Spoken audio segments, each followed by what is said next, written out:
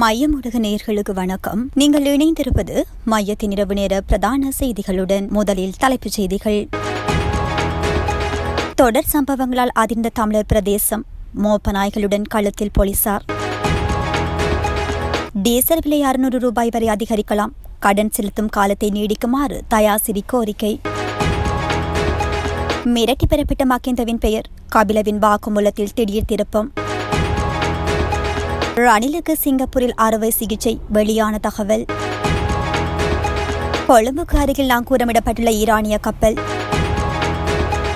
ஈரானில் 3 மரண தண்டனை நிறைவேற்றம், வெளியான பின்னணி.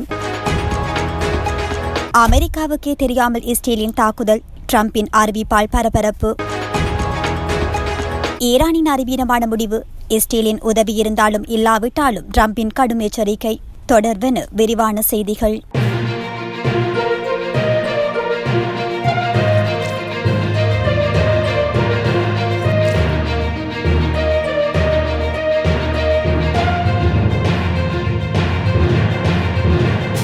திருகோணமலை தம்பலாகமம் போலீஸ் பிரிவுக்குட்பட்ட முள்ளிப்பொத்தானி பகுதியில் இன்று அதிகாலை இடம்பெற்ற தொடர்ச்சியான கொள்ளை சம்பவம் பெரும் பரபரப்பை ஏற்படுத்தியுள்ளது.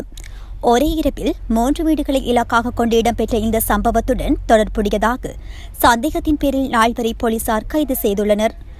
இன்றைய தினம் அதிகாலை சுமார் 2:30 மணியளவில் குறித்த பகுதியிலுள்ள 3 வீடுகளின் ஜன்னல் கம்பிகளை அகற்றி உள்ளே நுழைந்த கொள்ளையர்கள் நகைகள் மற்றும் பணத்தை தேடிச் சென்றுள்ளமை குறிப்பிடத்தக்கது.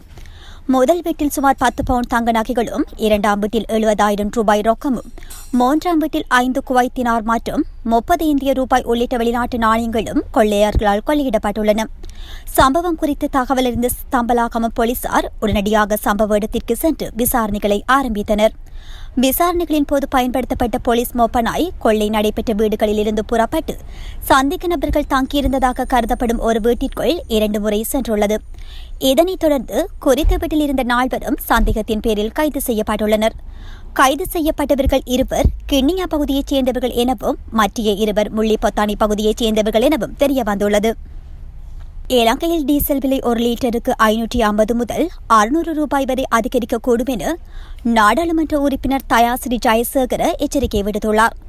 ஏப்ரல் மாதம் வரவிருக்கும் எரிபொருள் கப்பலின் விலையை அடிப்படையாக கொண்டு அவர் இந்த தகவலை வெளியிட்டுள்ளார். எதிர்வரும் ஏப்ரல் மாதம் 7ஆம் தேதி இலங்கைக்கு வரவுள்ள டீசல் கப்பலின் விலை மிக அதிகமாக இருக்கும் என எதிர்பார்க்கப்படுவதாகவும், இதன் காரணமாக உள்ளூர் சந்தையில் டீசல் விலை தவிர்க்க முடியாதபடி பெரும் உயர்வை சந்திக்கும் எனவும் அவர் குறிப்பிட்டுள்ளார். தற்போதைய எரிபொருள் தட்டுப்பாடு மற்றும் மீண்டும் வரிசைகளை உருவாக்கியுள்ளமைக்கு அரசாங்கத்தின் முறையற்ற நிர்வாகமே காரணம் எனவும் அவர் குற்றம் சுமத்தியுள்ளார். எரிபொருள் கொள்வனவுக்கான நடவடிக்கைகளை உரிய காலத்திலும் முறையான திட்டமிடலிலும் முன்னெடுக்க அரசாங்கம் தவறியுள்ளமையே இந்த நெருக்கடிக்கு வழிவகுத்துள்ளதாக தயாசிரி ஜெயசேகர சுட்டிக்காட்டியுள்ளார். அத்துடன் இலங்கை பெட்ரோலிய கூட்டுத்தாபனத்தின் கடன்களை செலுத்துவதற்காக ஒவ்வொரு லிட்டர் எரிபொருளிலுமிருந்து 50 ரூபாய் அறவிடப்படுகிறதாகவும் அவர் தெரிவித்துள்ளார். கூட்டுத்தாபனத்தின் கடன்கள் மறுசீரமைக்கப்பட்டால் இந்த வரி அறவீட்டை தற்காலிகமாக தளர்த்த முடியும். எரிபொருள் விலையினால் மக்கள் எதிர்நோக்கும் சுமையை குறைக்க வேண்டுமானால் கடன் மீள் செலுத்தும் காலத்தை நீடிக்க வேண்டும். இதன் மூலம் தற்போதைய வரியை குறைத்து மக்களுக்கு நிவாரணத்தை வழங்க முடியும் என தயாசிரி ஜெயசேகர தெரிவித்துள்ளார். லஞ்சம், ஊழல் அல்லது குற்றச்சாட்டுகளை விசாரிக்கும் ஆணைக்குழுவிடம் தான் முன்பு அளித்த வாக்குமூலம் அச்சுறுத்தலின் பேரில் பெறப்பட்டது என்று குற்றம் சாட்டி ஸ்ரீலங்கன் ஏர்லைன்ஸ் முன்னாள் தலைமை நிர்வாக அதிகாரி கபில சந்திரசேன தாக்கல் செய்துள்ள பிரமாண பத்திரம் அவரது சட்டத்தரணிகளால் ஊடகங்களுக்கு வெளியிடப்பட்டுள்ளது. ஏர்பஸ் ஒப்பந்தத்தின் மூலம் பெறப்பட்ட நிதியிலிருந்து முன்னாள் ஜனாதிபதி மஹிந்த ராஜபக்சவுக்கு 60 மில்லியன் வழங்கப்பட்டதாக சந்திரசேன கூறியதாக லஞ்ச ஊழல் ஆணைக்குழு கொழும்பு பிரதான நீதவான் நீதிமன்றத்தில் தெரிவித்ததைத் தொடர்ந்து இந்த அறிக்கை வெளியிடப்பட்டுள்ளது. நீதிமன்றத்தில் சமர்ப்பிக்கப்பட்ட ஆவணங்களின்படி அந்த 60 மில்லியன் 3 வெவ்வேறு சந்தர்ப்பங்களில் வழங்கப்பட்டதாக சந்திரசேன தெரிவித்திருந்தார். முன்னாள் சிவில் விமான போக்குவரத்து அமைச்சர் பிரியங்கர ஜெயரத்னவுக்கு கூடுதலாக 20 மில்லியன் வழங்கப்பட்டதாகவும் அவர் தெரிவித்தார். அதனைத் தொடர்ந்து சந்திரசேனவை ஏப்ரல் 2ஆம் தேதி வரை விளக்கமறியலில் வைக்குமாறு கொழும்பு பிரதான நீதவான் உத்தரவிட்டார்.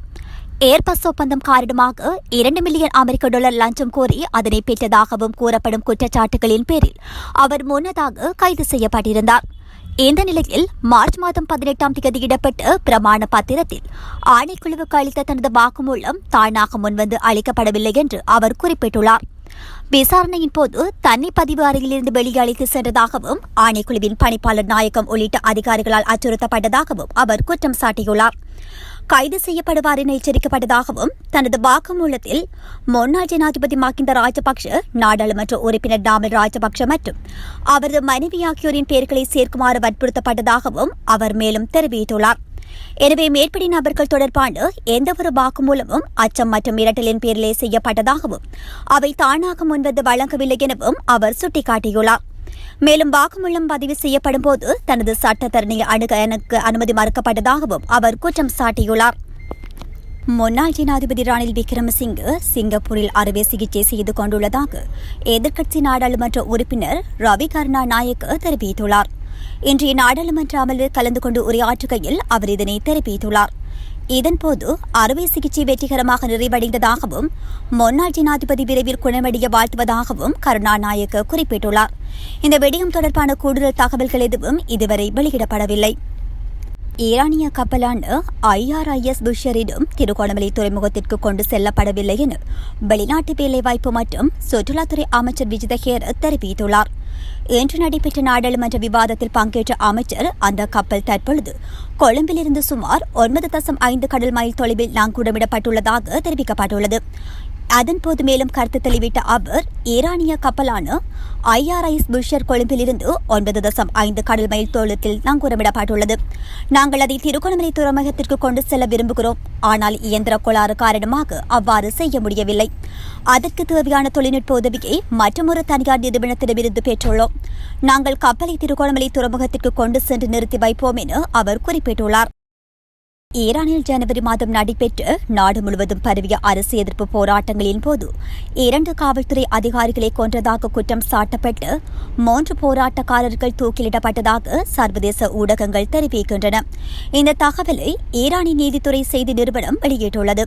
குற்றம் சாட்டப்பட்டவர்கள் கொலை மற்றும் கடவுளுக்கு எதிராக போர் நடத்துதல் போன்ற குற்றங்களில் குற்றவாளிகள் என தீர்ப்பளிக்கப்பட்டதாக நீதித்துறை தெரிவித்துள்ளது. மேலும் அவர்கள் இஸ்ரேல் மற்றும் அமெரிக்காவுக்கு ஆதரவாக செயல்பட்டதாகவும் குற்றம் சாட்டப்பட்டுள்ளது. இந்த போராட்டங்கள் முதலில் பொருளாதார பிரச்சினைகளை எதிர்த்து தொடங்கியன.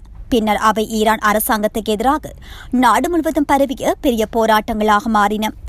அமெரிக்காவில் அமைந்துள்ள மனித உரிமை அமைப்பு HRNA வெளியிட்ட தகவலின்படி இந்த போராட்டங்களின் போது சுமார் 6488 போராட்டக்காரர்கள் உயிரிழந்தனர். இந்த எண்ணிக்கையில் 236 குழந்தைகள், 76 போராட்டத்தில் ஈடுபடாதவர்கள் மற்றும் 207 ராணுவம் மற்றும் அரசு சார்ந்தவர்கள் ஆகியோரின் மரணங்கள் சேர்க்கப்படவில்லை.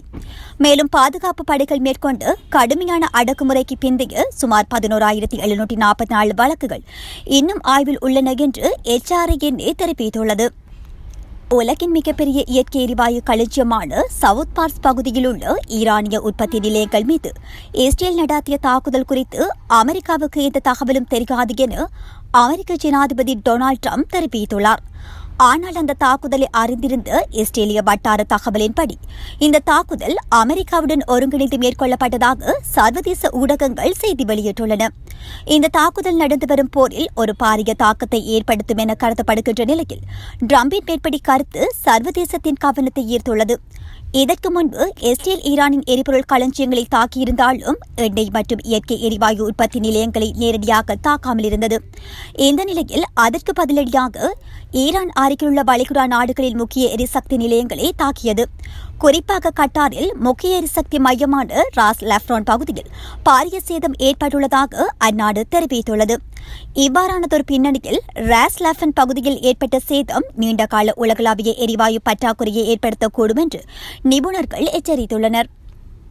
அமெரிக்க ஜனாதிபதி டொனால்ட் ட்ரம்ப் ஈரான், கத்தார் போன்ற மிகவும் அப்பாவி நாட்டை தாக்க அறிவீனமாக முடிவு செய்தால் Israel south Pars gas field மீது மீண்டும் தாக்குதல் நடாத்தாது என தெரிவித்துள்ளார்.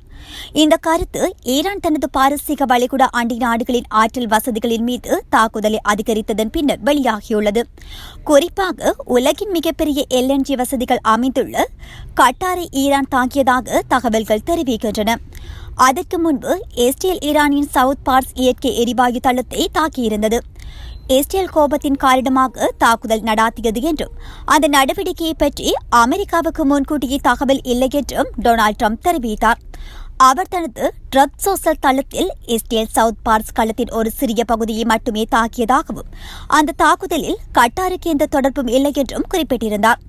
மேலும் ஈரான் இந்த உண்மைகளை அறியாமல் கட்டாரின் LNG வாயு நிலையத்தின் ஒரு பகுதியை நியாயமற்ற முறையில் தாக்கியதாகவும் அவர் தெரிவித்தார்.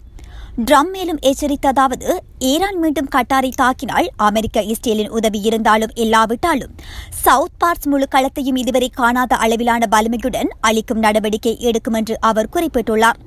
ஆனால் இந்த அளவிலான வன்முறையை தாம் விரும்பவில்லை என்றும் அதன் நீண்டகால விளைவுகளை குறித்து கவலை இருப்பதாகவும் அவர் தெரிவித்தார். கட்டாரின் அரசுக்கு சொந்தமான கட்டார் எனர்ஜி நிறுவனம் தெரிவித்ததாவது, ஈரானின் ஏவுகணை தாக்குதலால் LNG உற்பத்தி நிலையங்களில் தீ விபத்துகள் ஏற்பட்டுள்ளதுடன் பெரும் சேதமும் ஏற்பட்டுள்ளது. தீயணைப்பு குழுக்கள் தீயை கட்டுப்படுத்தும் பணியில் ஈடுபட்டுள்ளன என்றும் இதுவரை உயிரிழப்பு எதுவும் இல்லை என்றும் தெரிவிக்கப்பட்டுள்ளது. கட்டார் உலகின் முக்கிய இயற்கை எரிவாயு விநியோக நாடுகளில் ஒன்றாகும்.